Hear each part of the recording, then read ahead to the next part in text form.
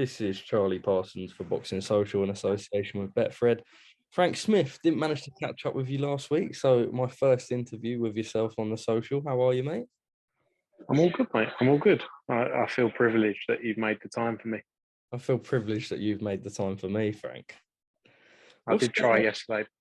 Go on. Yeah, no. I was just going to say, what's going on with a clobber? Because I'm seeing a little jumper. Someone said, ask Frank, with all the little bits I got going out about the clobber, what's Frank Smith done in at the airport? Little Kooples jumper, Yeah. pair of combats and some night trainers that my missus bought me because I'm not cool enough. Not cool enough. Right, let's go. What are you wearing? Oh, of course. Always got the badge. Yeah, always get a badge in. Right. Fury AJ. Fury came out 6 p.m. Monday and he said the deadline's done. We're not having the fight, but you had the meeting, the Zone and BT broadcasting meeting on Monday. Frank Warren has said that there's a slim chance of the fight happening, but Fury stopped his call out of AJ on social media. Where are we at with it all? Is the fight dead in the water? Look, I think one thing that's important is everyone's had positive chats and discussions to try and make this happen. The truth is, a fight of this magnitude takes a period of time. And it's not just like, oh, here's 3 details, sign it, thanks very much. Everything has to be done the right way because so many things get done or in the past have been done the wrong way in boxing. So we have to make sure things are done the right way. But, you know, the truth is, do I think it's likely? No, I don't think it's likely. And the main reason for that is just the timeframes. There's a lot of things that fall into place to make something like this happen. And when you think December 3rd is 9-10 weeks away, you know, for a fight of this size, it's not the ample time you really need. To promote it, it's about the time you need. Maybe 10, 12 weeks would be good. But B, to get all the paperwork done that would need to be done across the board. But yeah, I think let's see. I'm not. You know, there's been too much talking, I guess, in the past between everyone. Too many people slating people about this, that, the other. Ultimately, I think we've all tried, and you know, I think unlikely, but it's been a process we've been through. If we had more time, maybe I would feel more confident. Are there still any talks ongoing? I don't know, mate. I'm at the airport, not with me. Good answer. Whose fault? Who is at fault for the fight not happening? Because a lot of like the social media sort of talk. Well, I say the fight not happening. You say there may be a trial. I think I can kind of assume that the fight won't be happening on December the 3rd. If it doesn't happen, obviously you talk about the time frame and everything needed to make a fight like that, but who is at fault? Is it Tyson Fury? Eddie said that, you know, he put out a tweet saying that's the first sort of thing that he's had with Warren where he agrees with him. Would you say that, you know, this is on Fury putting that Monday deadline down? Look, I think ultimately, as Eddie says, we've actually worked in quite a good manner with, you know, Queensbury and George Warren, and you know, and Jeremy Koga on Top Rank, and you know, the team to try and see where we could get to. I think ultimately Fury's the one inserting these timelines. So, you know, if there wasn't timelines and we had more time to work on it, then, you know, I feel things could get done. But we're not going to rush a decision of something of this size just because Tyson Fury says it's got to be done by 5 o'clock Monday. It's not how things work. You know, we promote shows not even as big as this, where contracts take 6 weeks. No, it's not unheard of that these things take time. So, you know, again, there's no point pointing fingers, this, that, the other. I'm sure Tyson Fury will do that for everyone. But ultimately, it's a timepiece. And if Tyson Fury wants to make his decision to fight Mahmoud-CHAR, that's up to him. What do you think of Tyson Fury fighting Mahmoud-CHAR? I think it's a terrible fight, and I think they'll struggle. I honestly think, you know, I do feel that hence why we worked so well with George Warren is because they want to make that fight. But, you know, Tyson, again, is putting those deadlines in place. But, you know, I don't think Mahmoud-CHAR will do any numbers. I don't think it's a fight people are excited for, but so be it.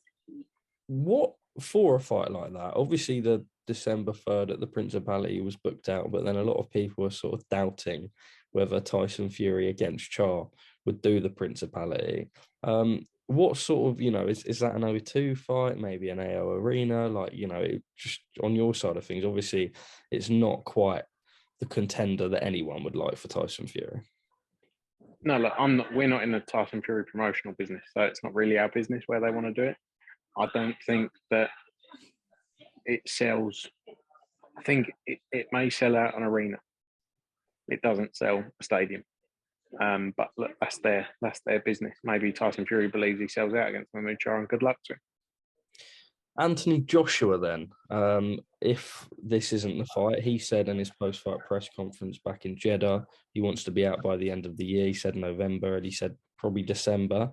With everything that's gone on here, is there still a chance that we will see AJ out by the end of the year? Look, I think we're working through discussions with him now. We've obviously had to keep our mind open in case the December 3rd fight, as what's been spoken about, didn't happen. So we've been working on everything in the background at the same time in the instance it doesn't happen. So we'll see. Ultimately the aim was always to get him out in December. I know, like you said, November, but December more realistic. So that's something we'll be working towards and speaking to everyone, DAZN and AJ's team, Freddie, and everyone, just to try and work through in the next week or 2 weeks. Eddie said a top 15 opponent of some sort. A lot of commentary online about maybe Zhang in China, weirdly enough. Just wondered if anything on your side had come through with that. Probably not Zhang, but we're working. We'll work through the opponent list. There's a few out there for him to look at. Maybe Zhang could be next year. Could I push you for a couple of names that you guys are looking at for AJ? No, not me.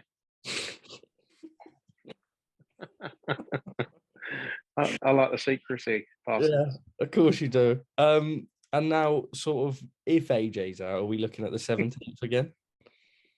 Like I say, that's a date we were definitely looking at prior to these discussions. So December 17th, definite possible for his return. And then DAZN, people have asked. Obviously, there was talk about maybe will it go in pubs. We saw, I think, a documentary for the Katie Taylor fight aired on BBC, and there was more talk about working with sort of these TV broadcasting channels. DAZN still isn't accessible in pubs over here. There was a little bit of talk that maybe certain pubs would have got the Usyk Joshua rematch, but then obviously Sky got the coverage for that. So where are we at with the viewership for DAZN? And because at the minute, obviously, an app, smart TV, stuff like that, but a lot of boxing, especially on those big occasions, we talk about those Anthony Joshua nights, even Ben Eubank, which we've got coming up. Pubs would be absolutely full. So. Yeah, 100%. That's something that the DAZN commercial team are working heavily on. They're pushing very hard. There's obviously certain elements around Sky, BT in pubs and the setup they've got in pubs. So, but I know that's something DAZN are working constantly on to get an update for the fans on. So I'm sure they will. We've been speaking to them around Eubank Ben as well. Potential discussions around cinemas also. So as soon as they've got some updates, I'm sure they'll be able to share. On your side of things, and I'm not going to sit here and say, "Oh, you're frustrated" or whatever, but this was something that was being spoken about back in sort of March, April. We're in sort of September, going into October now, pushing on to sort of, over a year with your deal with DAZN now. Is this something that needs to be sort of done and over the line by the end of the year? Are you talking about the pubs, like commercial premises? Yeah. That's up. Look, I think, ultimately it's in everyone's interest to get them in there, for DAZNs as well. So it's not something that's just being left aside. It's something that's being worked on constantly, as I say, but it's not as easy as just going into every pub and going like, there you go, mate, switch this on and pay this amount of money. It's a process. And, if everything was that easy, then it would be great. But I can assure you it's something that's being worked on. And collectively as a group, we have as much, interest as the DAZN to get it up and running. On the Eubank Jr-Benn front, I haven't caught up with you, I think, since it's been announced. I have, but we haven't gone in depth into it enough. In making that fight, obviously, family and business comes into play. I've seen you say that you've had a few phone calls with your missus in the making of the fight where you got some dirty looks and whatever. Just sort of speak more recently when Senior came out and said my son won't be fighting at this weight. When you hear comments like that, but you're also part of the family, what goes through your head? And sort of, I know you'll say that you're taking a bit of a sit back on it, which I've heard you say before, but when you have the position that you do at Matchroom, it's never going to be as easy as, oh, I'm going to sit back on this one. You know, it's a pay-per-view fight. Pay-per-view fight that's selling out the O2. How have things maintained leading up to fight week now? Yeah, I think it's been. I was actually on a plane when that comment came out from Eubank Senior, and I landed, and my phone just reels and reels and reels of messages, and it was an 11-hour flight. I think I was flying to Vegas actually. It was for the Canelo fight. And I went on a message from Emily, and she went, "Bloody hell, your phone's going to be kicking off." And I thought, what does she mean? And then I started going into messages. It'd be like, "Is the fight off? Is the fight off? Is the fight off?" With no context either as to why is everyone asking. Then I saw, you know, the interview that was done. And it didn't. It wasn't an ideal way to come back after 11, 12 hours and no Wi-Fi. But you know, ultimately they were Eubank Senior's comments, and I'm sure he stands by those comments, and I'm sure he means what he says in those comments. But ultimately, Eubank Jr. is the person getting in the ring, is the person who signed the deal for the fight, you know, and everything goes ahead. But it was an interesting hour or so trawling through those messages. But the lead up to the fight, I know you say I'm very involved. I am very involved. But ultimately, once you get a deal done and in place, like that's for me, that's the real hard bit. Like that's where I focus when it's 5-6 weeks of back, forth, this comment, this, that, the other, that's where I do my job. Once we sign it, we've got, you know, and the Wasserman team, we've got 30, 35 people in our business who go and deliver these events, not me. Like I'm like, I'd love to say every single thing was me, but it's not. It's honestly not. So we got a good team of people. It's like a circus that we travel around with ultimately, and we put on these shows all around the place. So I've been lucky enough to step back on certain elements of it and let other people take the rap, because I'm not getting in too much more trouble at home or at work. In the making of the fight, was obviously the fact that you're family with the Eubanks, did that make any parts of negotiation somewhat easier? Or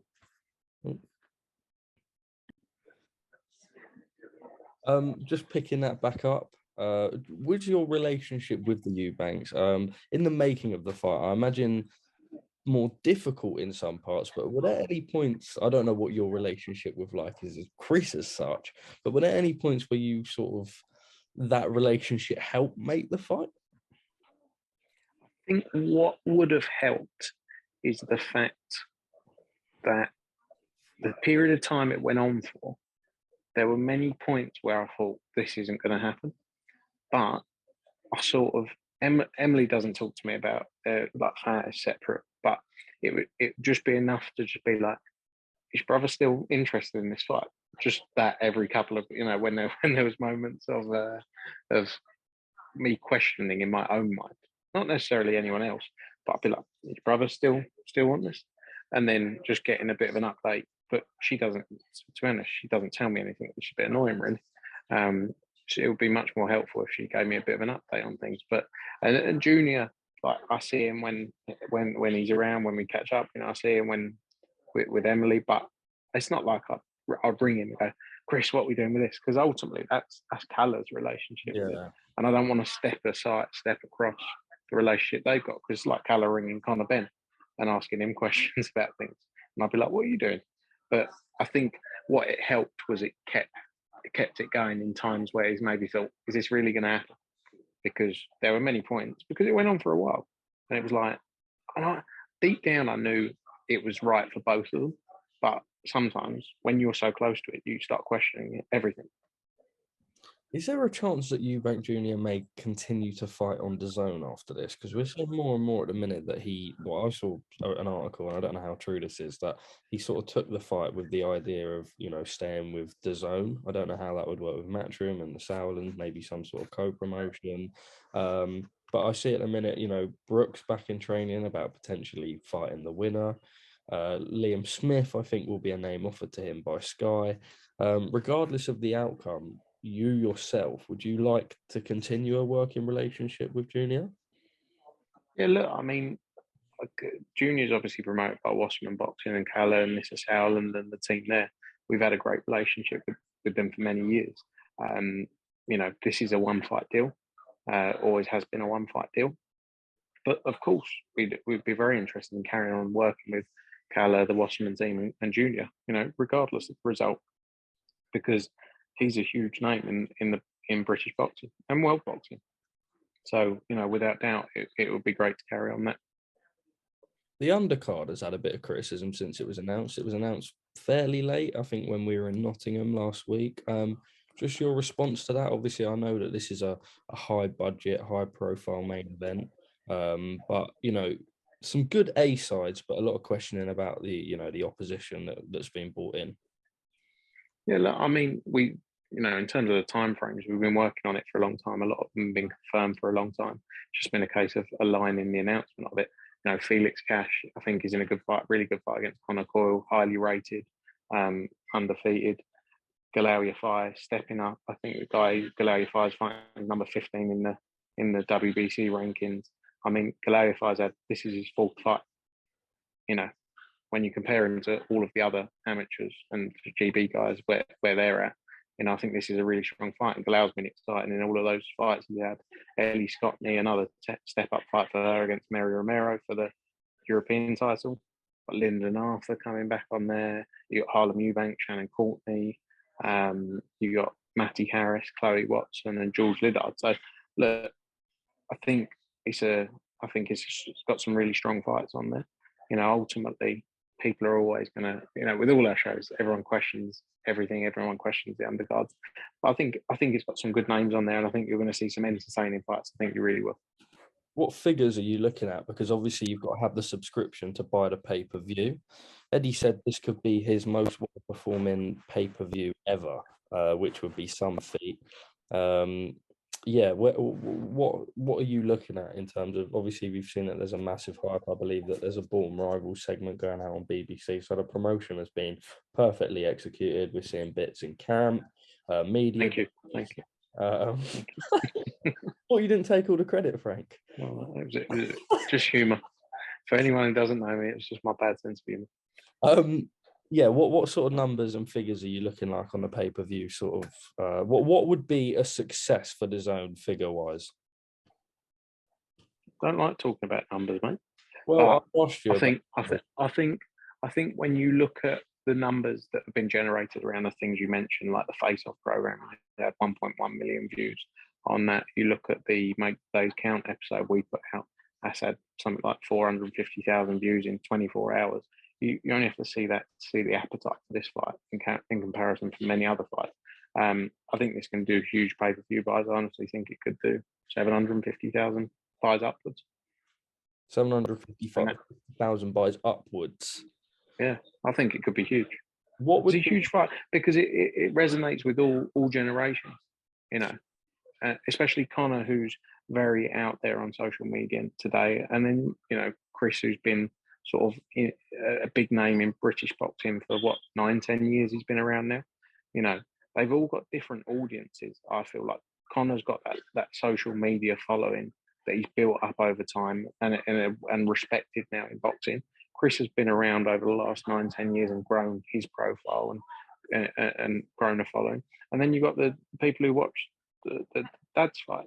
Now 18.5 million viewers, I think it was, back in 1990.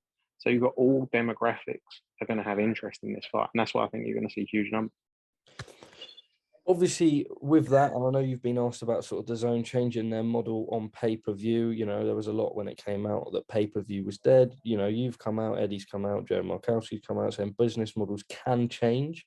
The only thing, you know, people are saying is when you've got a 19.99 pay-per-view and you've got to pay that initial subscription fee for people that don't have the subscription already, you know, this is a nearly £30 fight.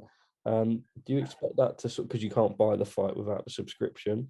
Will that tarnish the numbers in any way? And I don't believe so. I think you've also got to remember what you get as part of the subscription separately. So on top of that, you've obviously got now, but maybe different time zones. You've got our Brisbane show on October 15th, Parry against Jarvis. We're going to announce a show for October 22 soon. Got October 29th, Katie Taylor. Katie Taylor's return. You've got Garrett Cully on that card. You've got Agyarko on that card. You've got Gil Martinez on there. November 5th, you've got Bivol Ramirez with Barrett against, Cordina against Rakhimov on there, and Cameron against McCaskill in the Undisputed. More fights to be announced on that card. So just in those 4 weeks after that show, you've got a stacked card there, stacked group of cards there as well. I think you also have to remember with the other pay-per-view platforms as well is the significant subscriber costs already attached to those platforms as they are, whether it's BT or Sky Sports. There's already a significant subscriber cost attached to that as well. So it's similar in that way. you mentioned Barrett there accidentally when talking about Abu Dhabi. Is he someone that could potentially feature on that bill? I meant to mention Cordina Rakhimov. Barrett's highly rated in the IBF. Yeah. Barrett will be back out soon though. From roughly when? We're looking around end of October into November. Okay. What is next for Buatsi and Smith? I spoke to Paul already. He said there's no chance. When I caught up with Buatsi the week before, he said it was a fight that was being proposed to him by Matchroom. I spoke to Eddie about it. He said it was a fight that he liked. Paul already said absolutely not. But there's a lot of people in line for that WBC. Obviously, Anthony Yard's being promised a shot with Beterbiev. Callum Smith a shot with Beterbiev. I know Callum Smith himself is, someone who will want to stay active now. What is next for these guys? Well, obviously with the light heavyweight division, you're going to have that cycle of Bivol's fighting Ramirez for the WBA, obviously on November 5th, and then the key plan for that is to try and make the Canelo fight after that. Bivol's got a very tough fight against Sergio Ramirez though. Then you've got Beterbiev who holds the other belts. You've got to remember the order of the mandatories essentially. Obviously they were supposed to fight originally the end of October, weren't they? Beterbiev and Yard. I think that now happens in February time, I guess, something like that. So then Beterbiev's not going to be ready again until June, I'd say. So all these guys are sort of in a holding pattern a little bit. We had a good call with Joshua Buatsi earlier, working on a plan for him, actually working a couple of options. One to look at maybe getting out at the end of the year or a bigger fight at the start of next year. And then Callum Smith again is the same. We need to find a good fight for him to essentially tick over because he's got that. He won that final eliminator spot with the WBC. But it's a process. But we're working on what's next for both those guys, and should have an update on where they play out soon.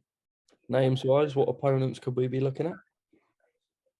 I think in terms of Joshua Buatsi, he wants to. I think there's a small pool of fighters really in that weight division when you look at where those guys are, and whether that's the likes of Joe Smith Jr., Marcus Brown, even Fan Long Meng. I know he had a loss in the IBA, but those types of names that are potentials, and but there's not a huge pool of fighters there. Wood versus Lara. Have we got any sort of idea of when that reschedule, or if it will even be rescheduled, that date will be? We're just working through it now. Wood, we saw at the weekend, he's obviously coming back from injury, so he's got his rehab and everything that he needs to go through just before we can get a set date for when it comes back. I think Lara is really looking to get out this side of the year, understandably, because he's ready to go. So we're going to work on a plan for him and should have some news on that very soon, probably later this week. But I think we have to see. You've also got the Leo Santa Cruz discussions that we're all playing around when we made this fight as well. So I think we just have to see how things play out over the next couple of weeks. Dillon White, we expect to return to Matchroom November 26. Not been officially announced, but Eddie did let it slip on an interview. Not like Eddie. No, of course not. Otto Wallin is the name that's being thrown about a lot. A fight for Dillon that was mentioned previously. I think there's a triple clash on London that weekend because I know Boxer are now looking to put Riakporhe that weekend, and I believe there's another fight in there somewhere. I can't. Daniel Dubois at the O2. Of course. So with the O2 out of the way, where do you go with Dillon on the 26th? I mean, look, it's still, I'm sure, work to be done. What are you looking at me like that for? I thought you were about to say that Dillon wasn't signed. Who would? I mean, I didn't say he is or he isn't. You can't see. Look, this is what you tried to do when we cut off earlier. You were like, I can't get a line out of you just to dodge the questions all the time. But I don't know, Parsons. If you could help us find some arenas for November 26th, that would be ideal. Is that my role now, finding arenas?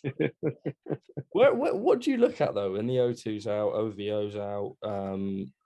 Can't really do a stadium in terms of like big. Oh, I think Boxer are doing Ali Pali. Ali Pali. So good venue. Where does that leave you venue wise in London? Guess. Get a Monopoly board and see if that. Get a Monopoly board and see OVO, which is OVO Wembley. Yeah, but that's a bit small. Okay, well let's see. Oh, come on, Frank, give me some ideas. No. Absolutely not. Maybe OVO. OVO sounds like a good venue. Try that one out. Derek Chisora, anything on that side of things? It's not Dillon White won't be fighting Derek Chisora, we're hearing. He's not retiring though. Is he still fighting with Matchroom? I mean, look, our contracts, we've been working with him for a long time now, but on essentially like a rolling contract. I love Derek Chisora. I get on very well with him, and would love to continue working with him. But we're just working on a fight that makes sense for him. So hopefully we can get something announced on that front as well. December? I think maybe December is a struggle. Maybe December, maybe January, February. Okay. Estrada Chocolatito has December been 3. Yeah, venues. Someone was asking. That'll be announced the end of this week. Babich Rivas possibility for the Bridgerweight title, which seems to be taken seriously, this Bridgerweight stuff all of a sudden. So, is this something that we could possibly see made? And would that be featuring on this Dillon White bill if it was made? I only heard about it yesterday. So it's very early days. I think they came on, someone, he's obviously up high at the WBC, very high at the WBC Bridgerweight rankings. I think is he 2 or? I can't sit here and pretend I look at the Bridgerweight rankings loads, so I wouldn't be able to tell you. I think he's up there. I mean, you should start looking at the Bridgerweight rankings. Sorry, I'm just looking up on my flight to make sure I'm about to miss it. That's right. I will let you go in a second. Yeah, that's the fight we're talking to the team about, so we'll see how it plays out. Well, I said let you go in a second. I'll let you go now. That's all I've got. Are you going to let me go? You had enough of me? Yeah, I've had enough of you. Frank Smith, I'll catch you for 2 seconds off camera, but thank you very much for speaking to me at Boxing Social. Thanks, Parsons.